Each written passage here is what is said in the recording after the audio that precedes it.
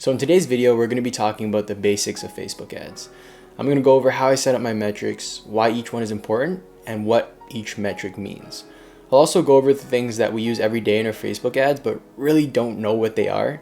For example, a lookalike audience. Do you know what the difference between a 1% and a 10% is?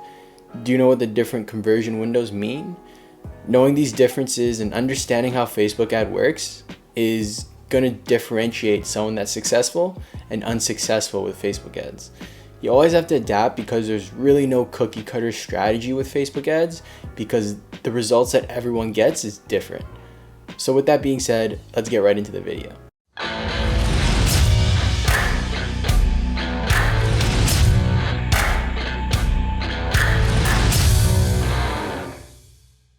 So to be successful with Facebook ads, you have to understand it. What I mean by this is you could have all the Facebook ad strategies at your disposal, but if you don't know why they work, then they're useless. For example, if you're running a testing campaign and the metric you're getting doesn't match the guidelines set up for the strategy, then it can get really confusing really fast. This happens when you just blindly follow a Facebook strategy you saw online. Facebook strategies don't always go as planned, and it's necessary to know how to read your data so you can make decisions on the fly. To help learn how to do this, I'm going to go over how I lay out my ads manager and explain the significance of each metric that I have on my dashboard. Schedule. It's always nice to know when this ad set was launched. Unfortunately, you can't see this info on the campaign level, but you can see it on the ad set level. So, it's just always, something that is nice to see when you're looking at your ads manager. Last significant edit. This tells us when the last edit was made, which is also nice to have, especially when you're scaling. This way you know exactly when the change was made so that when it's time to make a judgment on the ad set, you know exactly how many days it's been running for. After 3 days, that's when it's time to make a judgment. You don't really want to make any changes before that. For delivery, this is definitely something you need. This will tell you if your ad set is learning limited, learning complete, in review, or scheduled. Budget, this one's an obvious one to have, and so is amount spent. Purchases, conversion value, also a good one. This will tell you how much revenue you made. Cost per result, this is your cost per purchase, also known as your cost per acquisition. This is an important metric to keep track of. Sometimes this metric is more valuable than ROAS since your target cost per result can vary depending on your lifetime value and your average order value, depending what type of brand or business you're running. Purchase ROAS, this is the purchase conversion divided by the amount spent. This is a good indicator of whether or not you're making money, breaking even, or losing money. So frequency tells you how many times each person saw your ad. This pretty much tells you if you're spamming your audience.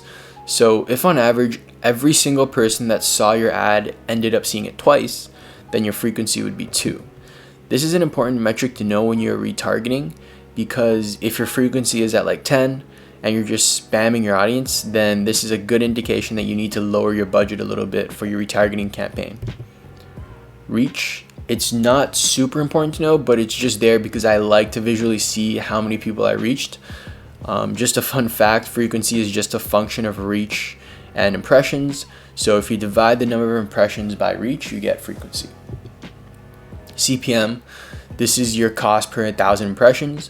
One impression is one person seeing your ad.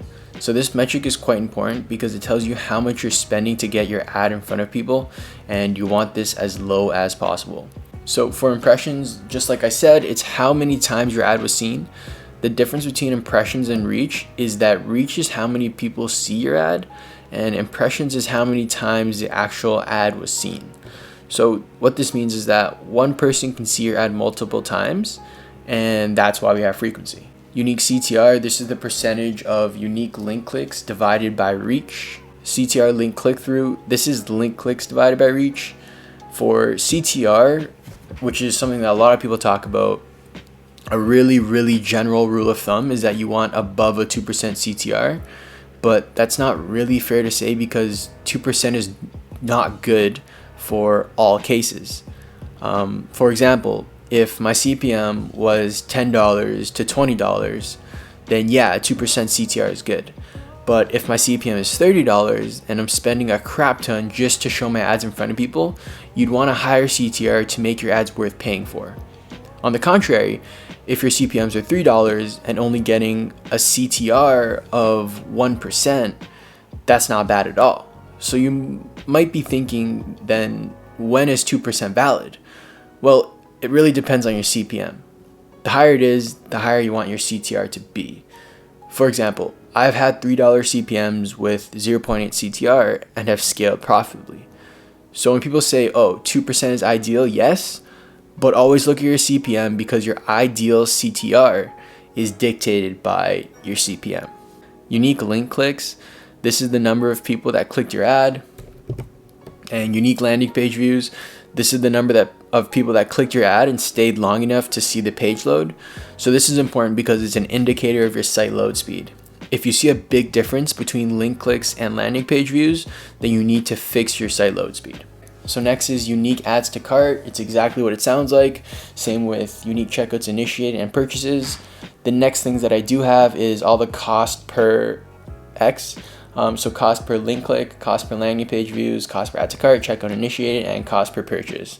This is just good to know to see the whole funnel laid out, but also see how much I'm spending for each portion of the funnel to see if I'm profitable. So if you notice, I set up my metrics in the same order as a sales funnel.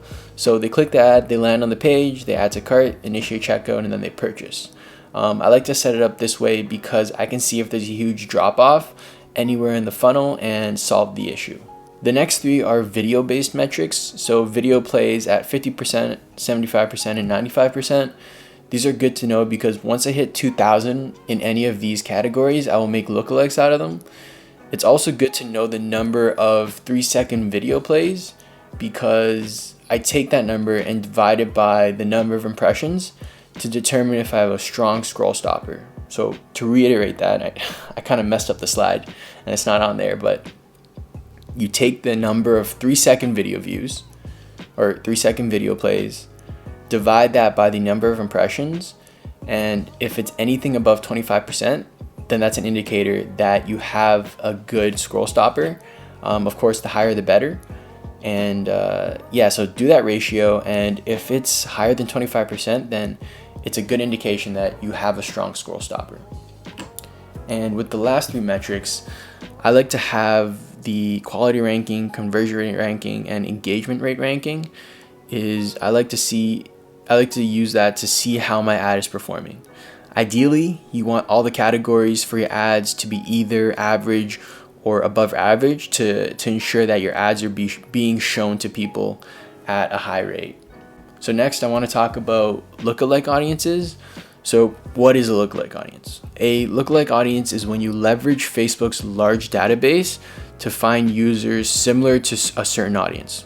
For example, if you're creating a purchase lookalike, you use data your pixel has collected based off of the purchases you received and use the characteristics of those people to create a new set of audiences. There are two different types of lookalikes you can make, a custom audience one and a value-based one. A custom audience is simply the group of people that completed the desired event, for example, an add to cart. And a custom audience lookalike is simply a lookalike that is built off of it. Very straightforward. So a value-based lookalike is a little bit different. It's a lookalike that uses the lifetime value of each user and bases the lookalike off of that.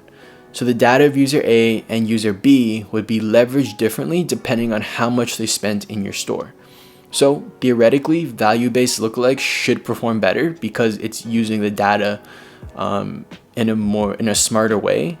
But just like anything with Facebook ads, you should really test to see which one is ultimately better because the performance can vary between ad set to ad set. And lastly, percentages. The percentages of a lookalike means how much percentage of your target's country population will be used for the lookalike you want. For example, a 1% add to cart lookalike in the USA will use your add to cart data to find buyers using 1% of the USA population. The reason why smaller percentages tend to work better is because they are more concentrated. With a 10% lookalike, yes, there are more people in that audience, but its data will not be as pure and the audience will not be as high quality simply because the audience is bigger. So detailed targeting expansion is when you ask Facebook to find people that are similar to your specified audience but will give you cheaper results. This is useful when an interest that you're targeting is less than 1 million. By taking detailed targeting expansion, you'll have more data to give to Facebook, and they'll have more data to work with, which will typically give you better results theoretically. But I only use this, like I just mentioned, only if it's less than 1 million. I've had good results with it, but I've also had bad ones. I typically just use it when I have a really small audience size, and the only way I can test it is if I use detailed targeting expansion. So what is a conversion window?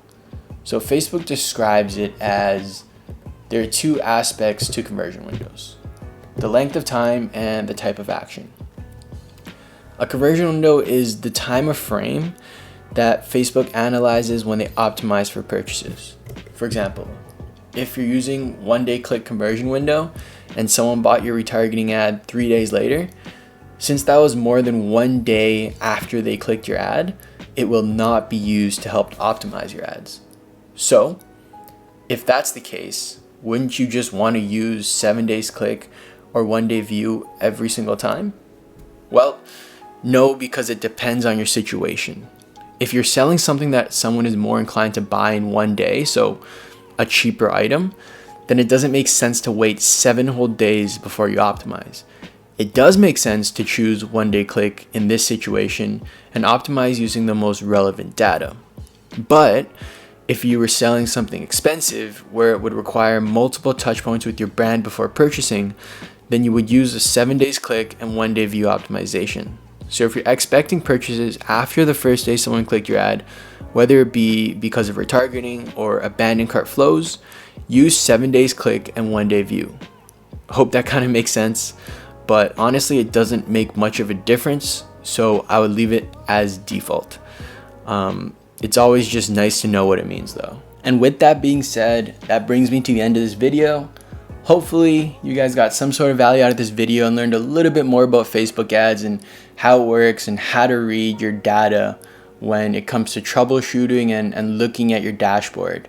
If you have any questions whatsoever, you can leave it down in the comment below or message me on Instagram. Both work fantastic. And once again, I just want to thank you guys for watching this video, and I'll catch you guys next time.